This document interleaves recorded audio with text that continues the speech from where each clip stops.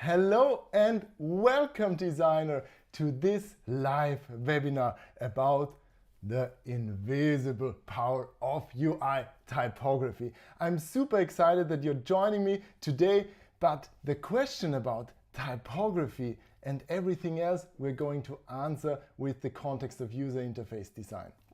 So type is so ubiquitous that it almost becomes invisible to us, when the question actually is, how can you make typography work for you? For the success of your design, for the success of your project?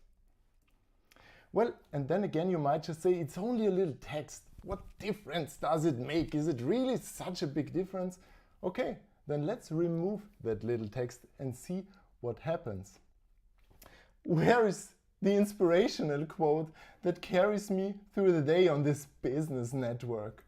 And without text, how can I make up my mind what piece of furniture to invest in and ruin next? And you could not even decide what video to watch here on YouTube without text. So you clearly see, without any text, every user interface will become quite useless. So our UIs would be pretty useless with invisible text, but again, when something becomes very visible, this is it. Ooh, sorry for the slide, sorry. Kinda something died in me. And the question really is, it becomes visible when things go wrong. And what's worse here?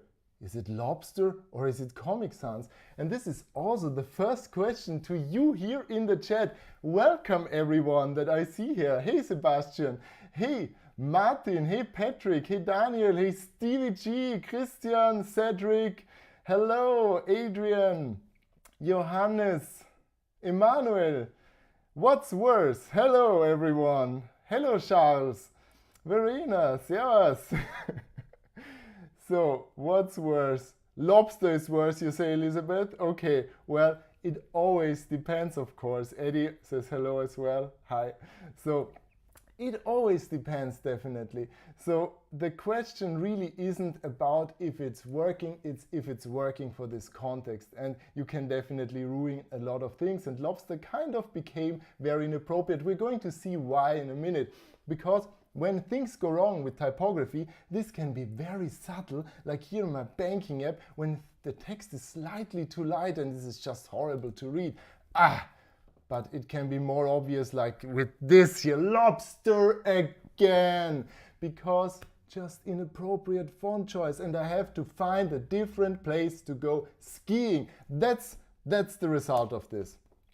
And it can be typographic rampage as well, like here in the Social Security's website in Austria. So just everything, it's like, let's not look at that. Okay, so, well, we jumped right into it and you already know me probably, but to those who do not know me, who is this guy always complaining about fonts? I'm Oliver Schöndorfer, happy to be here. Happy to have you today, and I'm the UI designer and typographer and trusted YouTuber here on this streaming from you to you here live from Austria. And when you want to get to know me a bit better, the thing why I'm here is I'm here to teach you how to boost your designs with some pimped typography.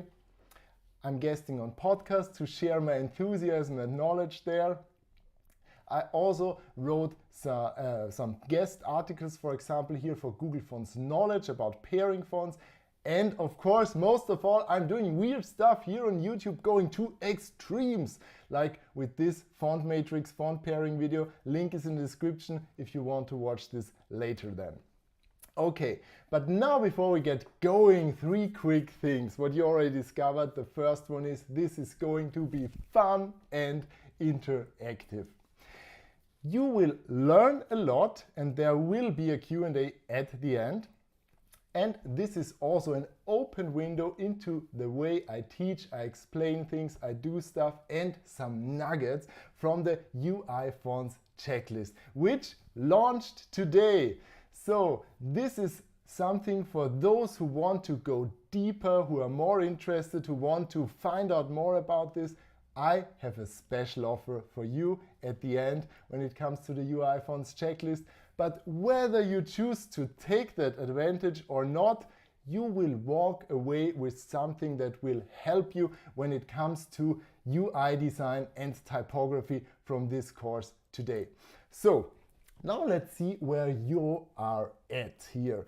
And I want to get to know you a bit better. So type in the chat, please, if you're new to typography, number 1, and want to level up. If you're already experienced, number 2, and want to have some more tools in your belt. If you're a typography pro, but you could always use a few tips. Or number 4, typography is the best way to spend an hour. Personally, it's number 4 for me, but let me see what people are saying here. Okay, we have number 2 and 4. Okay, Pixelwiese says number 2, Daniela says number 1, she's new. Darshak says number 4. Okay, a lot of people say they want to spend an hour with type. That's always amazing, it's always great. Katrin says number 2. So many people here in the... Oh, 61 people watching. Didn't even check the numbers, so that's quite a lot here. So, okay, we have quite some people that are not super new, and we have some people that are already a bit advanced. And the good thing here is, for beginners, you will get a good idea where to get started.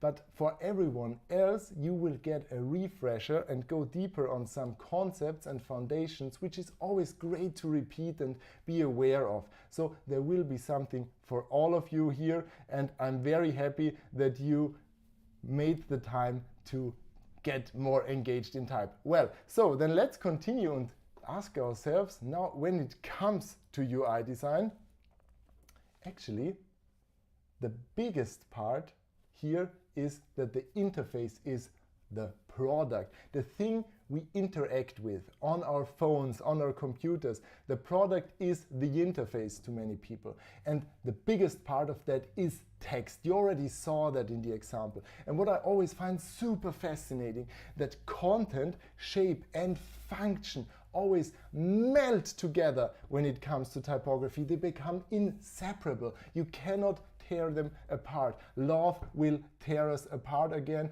but love will never tear type apart again. What? I'm super freestyling here, whatever. Joy Division it is. Okay, so a heartfelt expression of love and affection, or is it a creepy threat from that weirdo stalker? The fact is that these two messengers have a total different vibe and are only one click away on your font menu. So you have a lot of impact when it comes to type.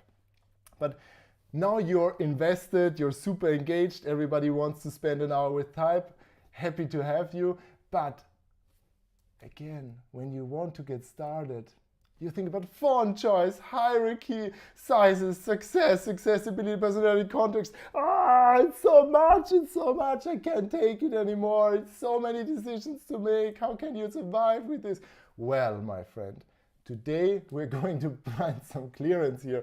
You will learn about your right font choice, your right hierarchy. You will learn about sizes, contrast, and spacing, so that your next UI design and or app design will show more personality, will be more accessible, and definitely will be more successful. And what do we want when we're successful? Of course, we want money, money, money. And this is why we're going to redesign a banking app here, giving you the money that you want. And we're going to turn this mediocrity, this horrible piece of poor typography, into something amazing, into something beautiful. Bam! Only with the help of type. So, excited? Excited? Then type something exciting in the chat, and we're going to get going with our first chapter, font choice. You're the best as well, Sebastian. Thanks for the nice comments. Okay, so when we think about typefaces for UI design, we want to think about something that has to work in tough conditions, in small sizes, and for dynamic changing content, a lot of times varying widths and sizes. So this is something we have to keep in mind when choosing something for our UI designs. This is when we talk about font choice for UI design. We also would call this functional text. And now we could say, well, why can't we all just use system fonts and chill? Well, if the dude says so, something must be true here. It's the dude, I guess. Yeah, well, why not? Sorry. I just was so bored, sorry. Well, you could look like everyone else, like Roboto, just like the defaults, like everything on your operating system. You can blend in, become nameless, become seamless. If you want that for your app, good, do it. But maybe your app or your design wants to convey a different atmosphere. Maybe it's a bit more techy, like here with Titilium. Or maybe it wants to be a bit more embracing, approachable, here using Ubuntu. So, and this is also a system font. Gotcha, because Ubuntu is system font from Linux and nobody uses Linux, so doesn't really matter. Okay, so the idea behind this is you have to make up your mind. But when you now browse through type catalogs, you have various categories. And this is my first question here to you.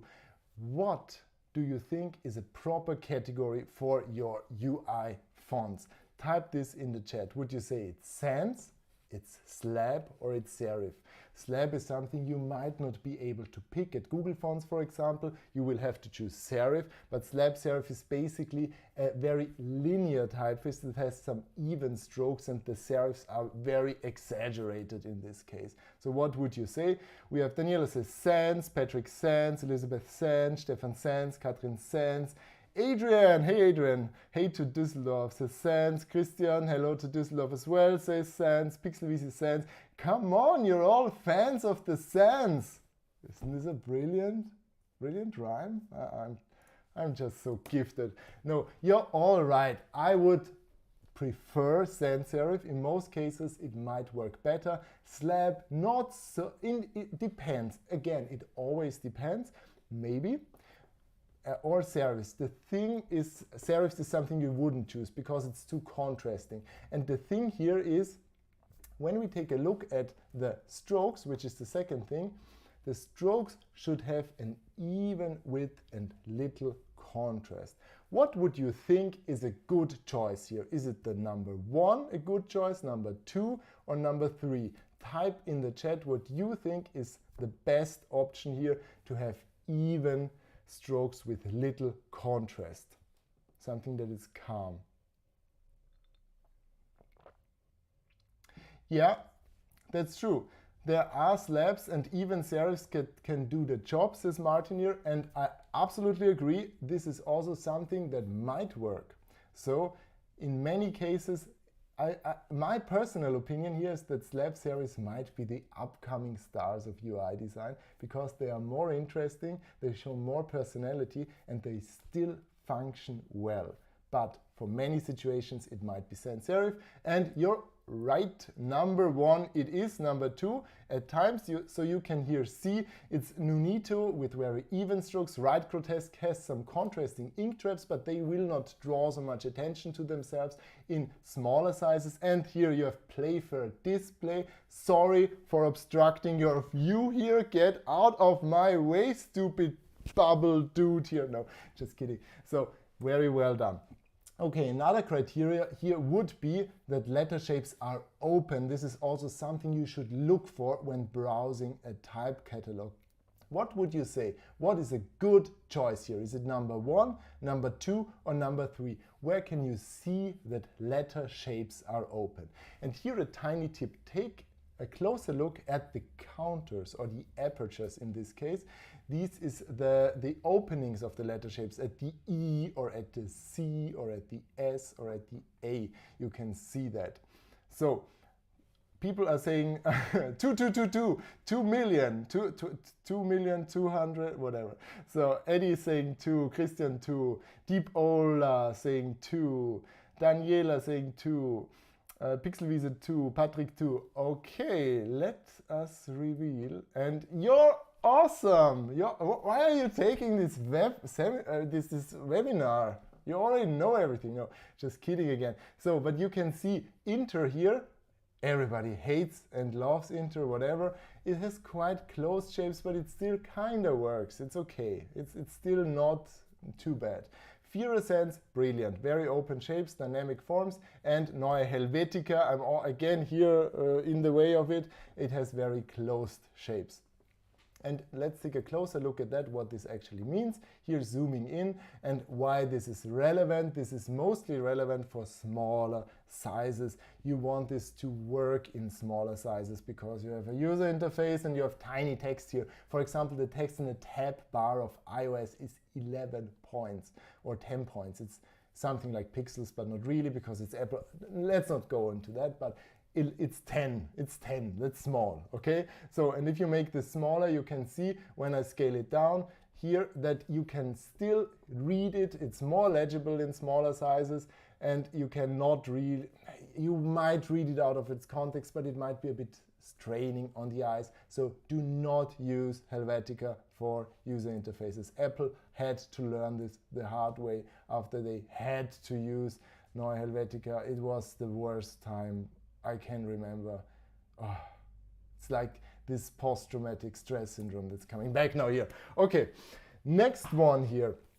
Next one is letter forms are easy to distinguish. And I hope this is going to be an easy question to you. What do you think? What's the most distinct? Is it the number 1, number 2, or number 3? It's number 1, says Elizabeth. Daniela, number 1 again. Adrian, number 1. Wonderful. Roland, 1. Deep Oak, 1. Cedric, 1. It's me. Again, number 1. Wonder one with an L. I love it. Brilliant.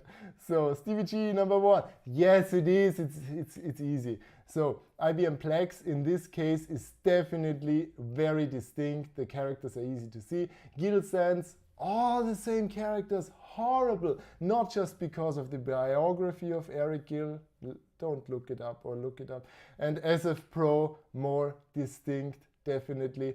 But this, it always depends. In some cases, it's more important to be super legible. In other cases, it's not so important, and you might be able to read it out of context. But, well, in user interfaces, a lot of times there might be names or numbers, especially when you have passwords or something that has to be very legible. Every character has to be recognized. Then you would choose something like IBM Plex, for example. And so you now get a bit of the idea what the criteria in the UI fonts checklist might be. Again, here a small teaser. At the end, I'm going to show you a bit more about this. And the criteria go from very essential to optional, depending on your project, basically giving you a guideline. So, but now with that, what you already know, what would you say for our banking app? Because we are here to make some money, of course, yeah? What would you say with this banking app? What would you say? Is it number 1, number 2, number 3, or number 4? What's a good choice for the typeface in our banking app? What would you pick here? I'm making a classical Oliver move. Why do I make a classical Oliver move? Sneaking in some promotion here. Of course I have to. The kids have to be fed, Sebastian. Okay, so number 1 would be good, said Adrian. Number 1 would be good, said Christian. Number 3, Ronald. Number 1, Elizabeth. Number 3, Stevie. Michael. Number 3 as well. Deep Oak, number 4. Eddie, number 3. So a lot of people sent around number 1 and number 3. Now let's reveal and see what this is. Definitely. Number 2, you wouldn't take newsreader here. This is much too contrasting. It wouldn't work for small sizes, too delicate. If you have to use it on low density screens, don't do it. And Oswald, yeah, this is only working for headlines, and I hate this typeface anyway. It's very, whatever. But don't use Oswald again because it's too dense and dark, even though it's sans serif. So you already proved that you learned something here today. I'm very, very excited for you. Thanks for your engagement here. Okay, but what we have to do here is we have to take a look at Rubik and Mona Sans, what people said here, what people said would fit.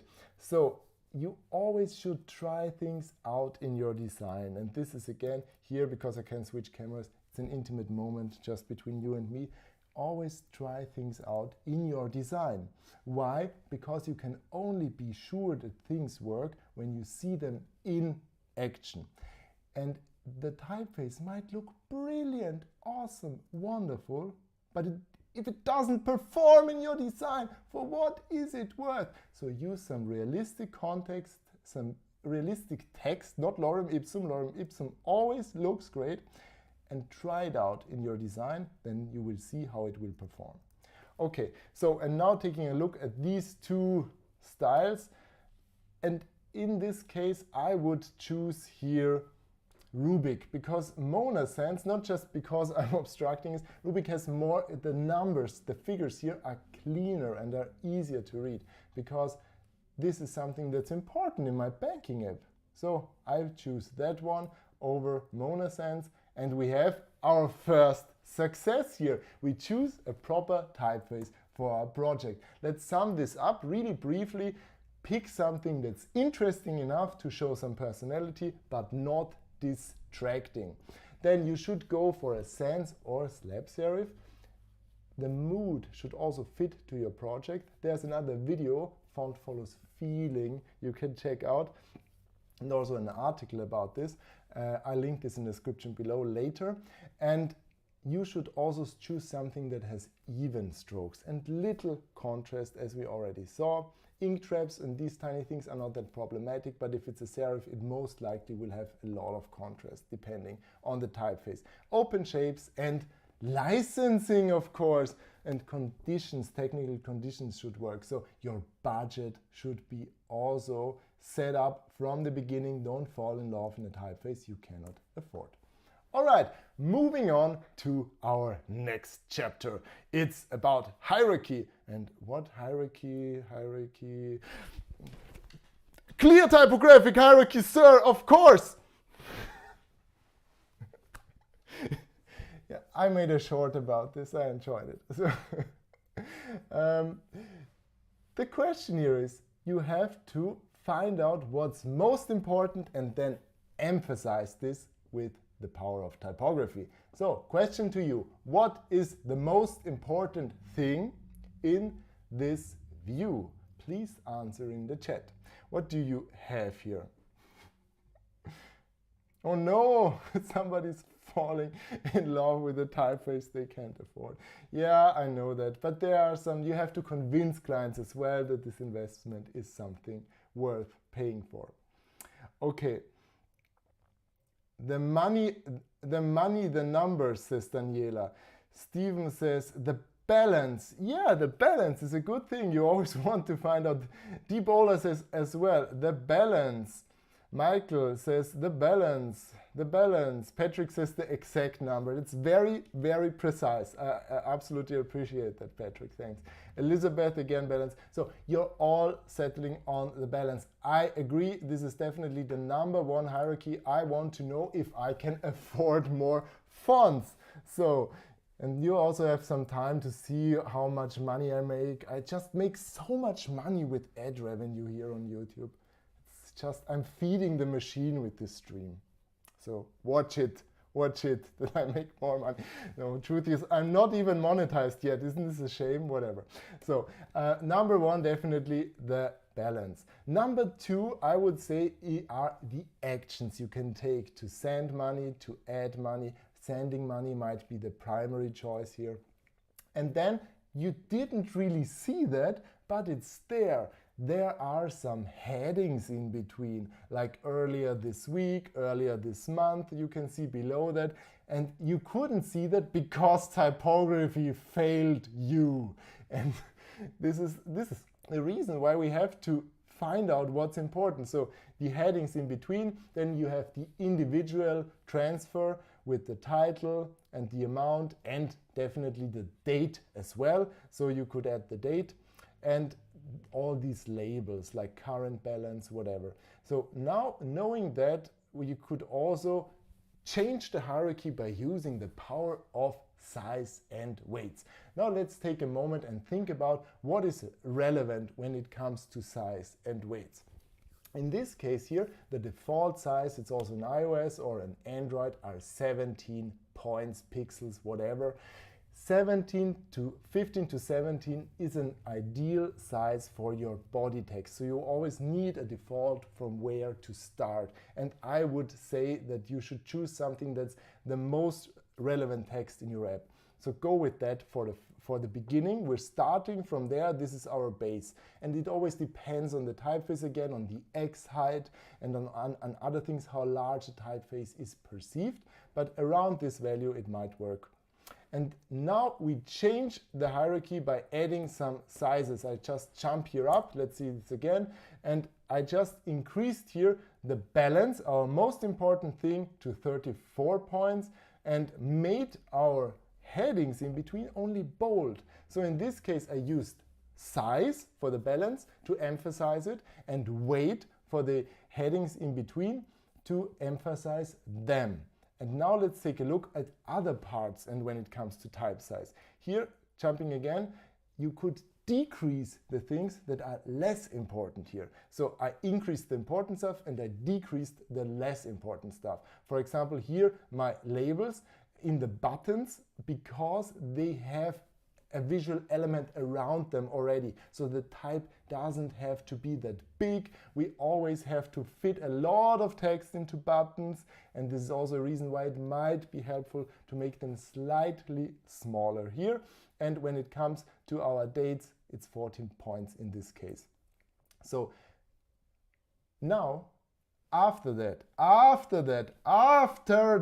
we can add some color. We can paint it later. Why can we paint it later? Because things have to work out of accessibility reasons as well, only because of the size. And then we can also decrease the contrast from the body text. So we can make this slightly off black, and you can use the blue color or another color you want to use in your design for emphasizing what already is emphasized by using weights and sizes.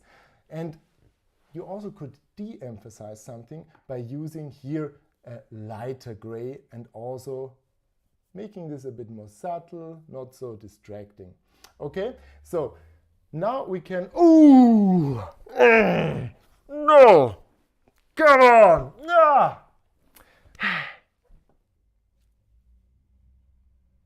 What did I do? What happened just? Is it accessibility?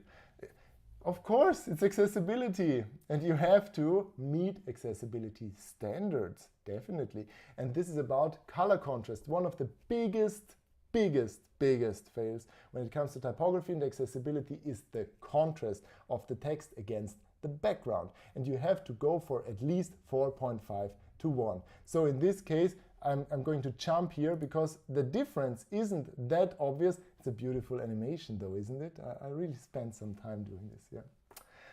But the difference isn't that obvious, but if you have an accessibility audit, this will fail, and this is again only the minimum requirement. You can always go and should go for more, but you should make it at least 4.5 to 1. There are some tools, and there's also a separate video about color contrast, which I'm going to link in the show notes, description, whatever, in the thing below, and there you can watch that later, right after this webinar, because then you will find out a bit more about color contrast and accessibility in detail. All right, so, and now let's get into the nitty-gritty. This is the, I have to say, this is the typography porn part now here, okay? So, You want this to be ideal, don't you? You want this to be awesome and brilliant. So you have a font weight of 400, which is regular here, and a letter spacing of 0, which is the default of the typeface in this case. The smaller you set some text, the more contrast it should have by adding a bit weight and space here. And now, take a look at that. Oh, is this beautiful? Oh, is this beautiful? It's just so much better. It's smaller, but still legible because I increased the weight slightly because it's a variable font that I can go in between weights. Wonderful, wonderful, wonderful. Okay, if you enjoyed that, put a nice emoji in the chat. It's so hard to... Oh, that's good. The juicy, juicy details, said Stevie. Yeah, it definitely is super juicy. Thanks. Okay, so we have your hierarchy with color contrast, and now what is here? What's the elephant in the room? What's still not working in this view? What's driving you crazy since you saw this screen? Tell me.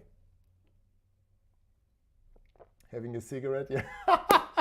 Steven is having a cigarette. It's thanks. Yeah. Okay. Yeah, there's still one thing you should check what's not. Yes! It's me. It is. It's the buttons. The buttons, the hardest button to button. Yeah, well. Contrast is off here again. Your text contrast is 1.7 to 1. That's not even passing anything here. It's just horrible. So increase that by changing the color and having the contrast all well. And here on the other side, I would go the other way around and change it to something like changing the background color to something lighter and the text color to something else. So you can still distinguish it, and we're all good, all done. And now another juicy detail. In this case, you could increase the font weight to 450 again, jumping between these two. Besides that the vertical spacing is changing, it's again more legible against the background. Very crisp. Awesome, brilliant. We are pro. Oh! Not again. What's wrong now? Not sure about that. That's the thing. Well, yeah, it's not only that the text needs to have a minimum contrast, it's also the component itself that needs to have a minimum contrast against its background so that it passes accessibility. And it should be at least 3:1 so that you can see that this is interactive. Now you could argue that this might be clear out of context because of the verb, because it's in a row. Again, check out the video on accessibility and how to fix color contrast, linked in the description then, where you will learn more about this. But for this now, let's go with the ghost button and add a border. But this still and obviously is the secondary button here. All right, my friends, well done. Let's summarize this part now a bit. About establishing the hierarchy. It's about establishing this hierarchy by using size and weights. So for your body text, it should be something between 15 to 17 in a regular weight. For your labels, it can be a bit smaller, between 12 to 15 points. You should increase the weight here slightly to medium and also increase the spacing a bit. And for your headings, make it bigger, of course, or make it stronger, semi-bold or what have you. And in this instance, you could also make it a bit tighter and decrease spacing. The larger you set it, depending again on the typeface, but many typefaces are set for body text sizes, and when you set them larger, they tend to fall apart. Again, always check it in your instance, but this is just a rule of thumb. And about color contrast and accessibility here, you can highlight your hierarchy. You established it with sizes and weights, and now you highlight it with using color. And again, 4.5 to 1 for text and 3 to 1 for containers if these are interactive components. If this is the thing, check out the video again. All right, and now let's go to the third chapter here, space, the final frontier of our webinar today. Honestly, I'm going to watch Star Trek after this and celebrate with beer, Deep Space Nine. Hey Martin, if you're watching, he's coming over. Okay, space is the third crucial ingredient here, and we will make visual hierarchy work.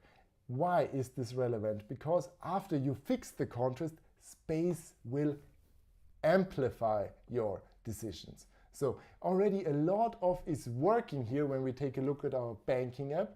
Again, but there's still something problematic here. And what would you say here? What doesn't work for you? Awesome. Live long and prosper, my friends, Christian and Stevie. What's still problematic here?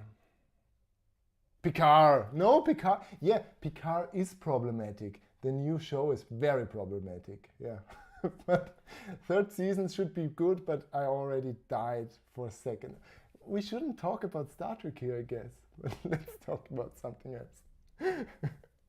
It's too cramped, too busy, says the yo bro. Yo bro, you're absolutely right here.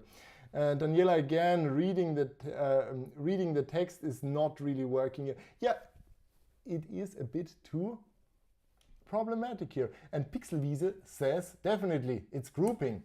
We do not know how to group things here. The relationships are not unclear. Are we in a relationship or are we not? And here, the groups are too little obvious. Now let's take a closer look at the magic that lies behind this, the fabric that ties everything together, which is the spacing. Here you can see that I have 12 pixels of distance between every element here. The things that are a bit closer here already are the dates to the individual entries here, but it's not very clean with this grouping. And first of all, my recommendation would be to increase spacing. Make the spacing a bit too much. So, and then you can start to reduce things again and put things back again. So back again. And in this case, let's pump it up to 16 pixels here. And now we want to create some connections. You want to set some element closer that belong to one group and add some space around some other elements to clearly distinguish them. So this is definitely something that, yeah, when we want to be close here, we can be close.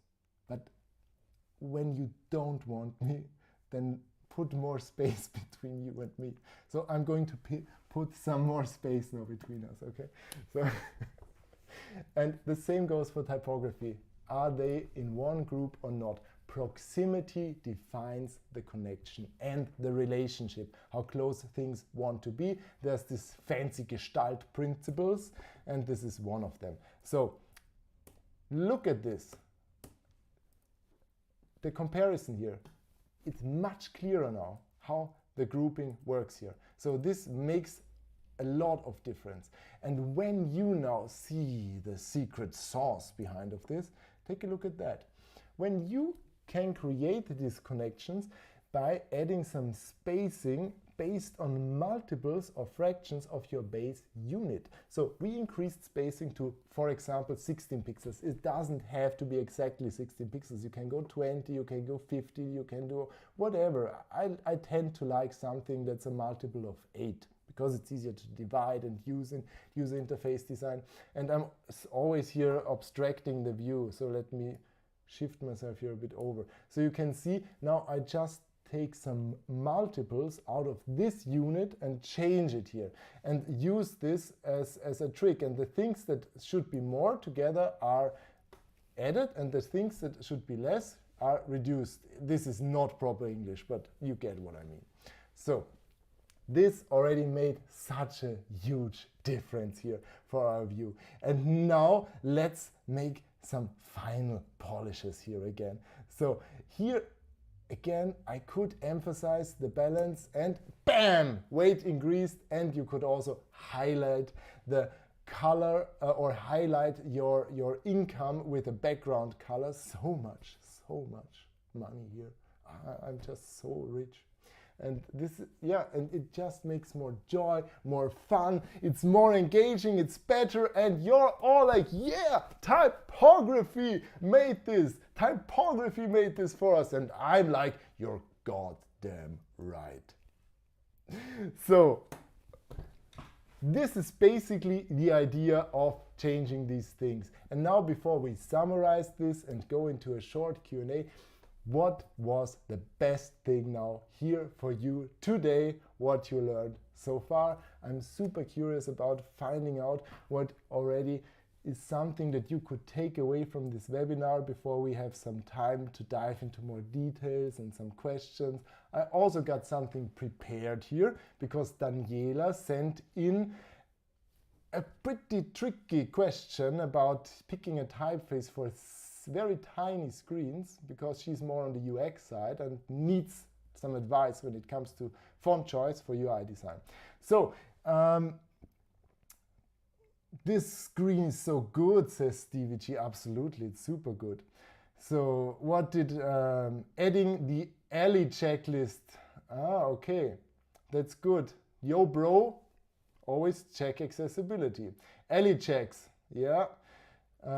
The precision in every detail is something that Martin learned. Wonderful. Then we have typographic feeling. Wonderful. Typographic porn is a thing. Yes, it's something that drives me. Looking at letter shapes. That's the reason why I do the newsletter, so I have an occasion to really study a typeface in great detail here. Hierarchy and spacing, says Bernischer. Then Patrick says, I have not gotten into UX or UI, so I like your tip of dividable by 8, yeah. Then Ronald said accessibility. Okay, this is something that's huge to you. It's awesome, yeah, especially the screen 7. Yeah, Daniela says on 7-inch screen again. Yeah, yeah, that I got money sent from Erich Spickermann, yeah. It's not Eric, that's again an Easter egg here. Okay, Michael says accessibility, spacing, and second best is desk porn. What does your desk setup look like? Awesome, yeah. Good. Grouping and accessibility for Katrin. So thanks for sharing that. But again, when this comes here to typography and everything, as you already saw, the foundation of all of this is the type choice. Because when you start out with a good typeface, and you basically, again, something intimate here, when you start out with a good typeface, you will save yourself a lot of hassle. I'm sure some of you already experienced that when you choose a typeface and then you change it afterwards, then you have to change everything again because things start to reflow, text looks differently, you already got a sign off from your client or other stakeholders. So always start with a solid, proper font choice. And this font choice is basically the thing that a lot of people have trouble with. And to make things easier, I created, as I said before we go into the Q&A, let me tell you a bit about this UI fonts checklist which I created. So you want to learn more about this, it's because quite some designers were already convinced by that. So for example, here Isabella, creative web developer, found the checklist very helpful to make up her mind in the ton of fonts out there, because it's hard to decide if you do not know what to look for. Or for example here Pavel, for Pavel it helped to build the courage to go beyond system fonts or inter, so for his next project. And this is again what the UI fonts checklist, which launched today. This is the day to celebrate. This is here to help you make better decisions for your UI designs. So learn to see what really matters with this checklist. You will learn and know what's required for your project. The process will also be easier, so you can become more creative, not making any mistakes or problems, and basically just seeing this in well illustrated use cases where it is ideal, where it still might work, and what you better should avoid and why this matters, from very essential to optional. So you can make better decisions, but you can also be inspired with some UI font recommendations. So there you can see the checklist in action. You can easily compare well over 50 fonts in a realistic context for UI or web design. Half of these fonts, and this is important for me, are paid. It's always worth to invest in typography, but it's not always possible again, and you shouldn't suffer, your projects shouldn't suffer. So the other half are free fonts that are not overused. It's not Inter in there, or Lato, or OpenSense, God forbid, if you watched the video. It's my first one, I think, or the second one, whatever. It's quite different from the ones that I'm doing now, but it's funny. Or you want to build up more confidence with the UI Fonts mini course, which then will include the checklist, the recommendations, plus lifetime updates. So this concise on-demand video course will guide you through the checklist. I'm going to give you some more insights. It's going to be a bit like this, only less interactive because we cannot be in a chat, but you can watch it over and over again. And again, when I'm updating the checklist, you will get that included. You decide how deep you want to go with the UI Fonts checklist. If you want to take the full package, the mini course, the checklist, and the recommendations for $99, or you want only to use the fonts checklist and the recommendations for $49, or you're good with the checklist and no recommendations there, then it's $39. And again, this wouldn't be a great day to celebrate if there wasn't a bonus.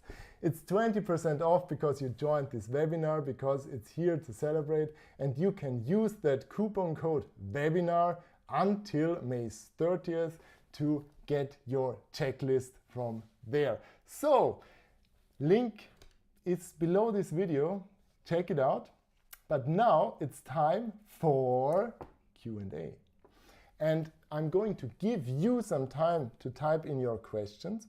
And while you do that, please, let's start with this challenging example of Daniela, who said, well, what would be a good font for software on production floors?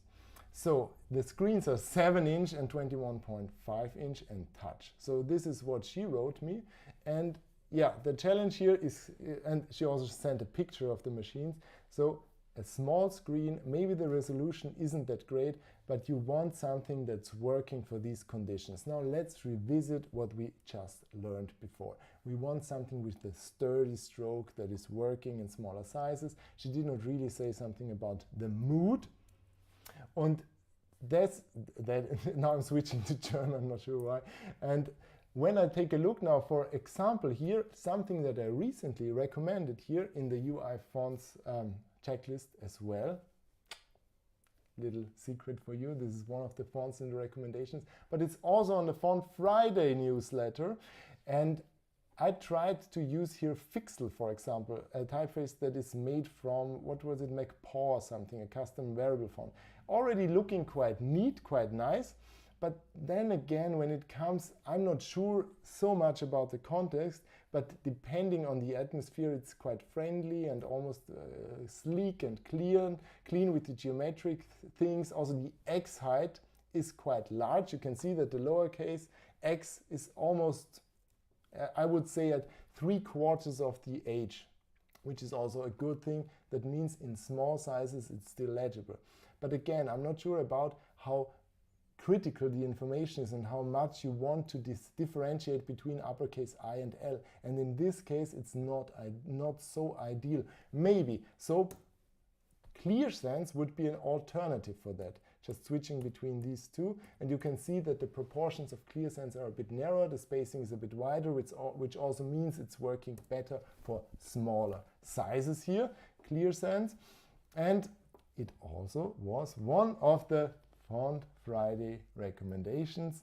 It's also not that often used. It's a nice, really nice typeface. So maybe ClearSense does the trick for you, Daniela.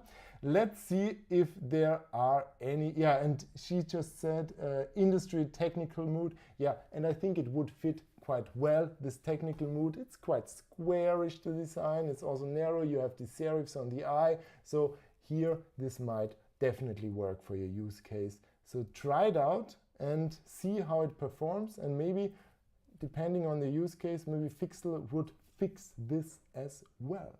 So let's see if there are any more questions here.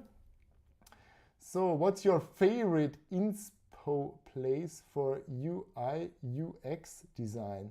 I think this is Inspiration by Verena. Any newsletter sites, accounts? Yeah. My inspiration place definitely for tools and everything is tools.design, TOOOLS.design. There's a lot of great stuff. Also, Pascal does a brilliant newsletter. I would recommend you to sign up for his newsletter there. A lot of things about product design and things. It's mostly about resources, but these resources are also very inspirational. So this is a great, great place to get some ideas and also to get some tools, of course, as a designer. So this is something I would choose. So again, some questions in the chat, and I have to put the URL there. You know where to get it. You know, the kids need food. 3 kids, come on. I'm begging here. Okay, let's check out the other question. So, Daniela, the number, okay, need to be clear. Okay, so this definitely works for her, I think. Yeah, if you want to have some more insights, we can definitely chat later then, Daniela, and also do this then via email. Okay. Janice, is there a font that works well for UI and for print? Better to choose 2 different fonts? Okay, so the thing is, depending again on your use case and also depending on the situation for print, but in many instances it might work to pick a typeface for body text that's also, or for user interface design that might also work for body text. It might not be fitting the mood depending on your design, because if you want to have something more traditional, you might want to choose a serif. If you want something more modern, you might want to choose a sans serif. You shouldn't choose something too geometric. These are all some pretty weird terminologies, I guess, but you can learn more in this font matrix video about that, which is also linked below. So I would say it depends. I'm going to say this, I guess, to every question here, but in many cases it might work to use the UI font also for body text. It might not work to use it in headings. At times, depending on the typeface, depending family, it might be a bit too dull. There's one typeface which is Golos text. Check this out on Pimp My Type. Just pimpmytype.com/Golos. And there you will find that this doesn't really work for headings, because Golos text is for text sizes, not for headings. Okay, moving on. So let me see. Is there a font that will work for? Okay. Also, any tips of what when we don't have a variable font, but we need a weight that doesn't exist? For example, 450 would be perfect. Yeah, okay. Me asks about if we don't have the weight we need, then there are 2 possibilities. You can, if you want to, you could increase the size to make it a bit sturdier, because when you scale it up, definitely will become a bit sturdier. And if you don't have the weight you need, you will have to choose another typeface. And this is also something I would be aware of. In which sizes do you need this typeface? Or if it's too strong, you could make the text a bit lighter by decreasing the contrast of the text, by making it maybe a lighter gray or something like that. So, but again, it depends, and I would recommend, in many cases nowadays there are variable fonts, and if you really have a broad range to cover, I would use that. Okay, moving on, what do we have? Emmanuel, what do you think about the largest Austrian bank using Inter as their new corporate font? Yeah, it's super uninspirational, of course, to use Inter as your corporate font. The trend for Inter is past, I think, but it's always about the context, definitely. And in this case, it might be for licensing. IKEA, for example. IKEA uses Noto Sans. And Noto Sans is more or less Open Sans, or are basically the same. But Noto, in a different version, they are using that. They use this to cover more languages. The script is the reason. And there are not so many commercial typefaces that come with so many different scripts. And when you, for example, make some software, also share things, licensing might be problematic. So again, it always depends on the use case. I do not find this very inspirational. I do not find this very interesting. But yeah, it's better than using Comic Sans. Worse answer. Lobster. Worse answer. Okay. Yok Adore says, any thoughts on fonts for low carbon web design? Sorry for that. I'm not sure. I'm not sure what fonts to pick for low carbon web design. So when it comes to that, I would pick something that has a smaller file size. And in this case, system fonts might be preferred because you say you don't have to download additional data. However, it's very small. A font file can be around 15 kilobytes, starting from that for a single weight. A variable font can be below 100 kilobytes, far below 50 kilobytes. And an average image you're using could be something like 100 kilobytes. So this would already be twice the size of a variable font in many cases if you might reduce some characters that you do not need, and in this case you can use it over and over again and the image is only downloaded once. So I would look for file size in this case. Okay, then why the hate on Inter?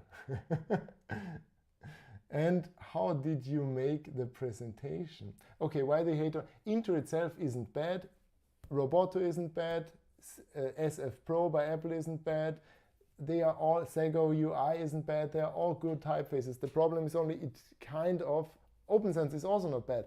It is a lost opportunity to make your project more unique because Inter is so widespread that it doesn't really differentiate you from the others. And if you have a tiny screen, and you want to use this tiny screen, yeah, and what layout can you do? What different layout options are there? There are not a lot of options. You can change the color, you might change some images, but the typeface is everywhere. And if you use something that everyone else uses, it's just a lost opportunity. Okay, how did I make the presentation? With Keynote. So my favorite typography joke. Let me think about that and send it to you in the newsletter, Sebastian. Okay, just reposting my question. Do you think it always makes sense to use variable fonts for UIs if we can? I think so, in many cases, except if we don't use the possibilities of the weight. For example, if you only need 3 weights, maybe the static fonts will be smaller than the variable font. So depending. And if the font size is smaller with the variable font, go for the variable font, you will get a lot of more design space. So Eduardo says, hello from Colombia. Could you please repeat the website for the tools? Yeah, it's tools.design. I'm going to type this in the chat. No, I can't, I see. So it's TOOLS.design. Check this out. I'll also link it in the description later, hopefully. If I don't, please comment and tell me. All right, so then Daniela, For small screens, for large screens, do you scale up in percentages? Yes. So when it comes to establishing my approach in font sizes for web design basically is that, of course, for mobile, the headings are not the same. There's not the same difference in size between heading and body text on a mobile phone, because I cannot go that big on a mobile phone. But if I'm on a desktop device, I can make my headings much larger, of course, proportionally speaking. So after I hit my maximum width, my maximum container, I would scale up everything percentage-wise and make everything relative. So, for example, if I go beyond the width of 1300 pixels or something, I would bump up the overall size of the fonts to 120% or something. You have to try this out. But this would be my approach, so it is more suited for that. There's a video about font sizes, check that out, which also explains it a bit better. Okay, so let's continue. I have to keep track here of this and also keep track of the time. Last question now, but I'm going to again link everything here in the description below. Maybe we should make another live session just for Q&A coming up. If you sign up for the newsletter, you can definitely check this out. So let me take a final question here. So thoughts on the latest trends of all caps text, stroke only type in hero images and headers? Well, if it's stroke only all caps text, it works quite nicely for drawing in attention. It can be easily combined with some images. So I'm definitely not against that. It only works in large sizes though. That's the obstacle you're going to have. And for UI design, it's not that relevant in this case. But again, we could make a separate Q&A about that.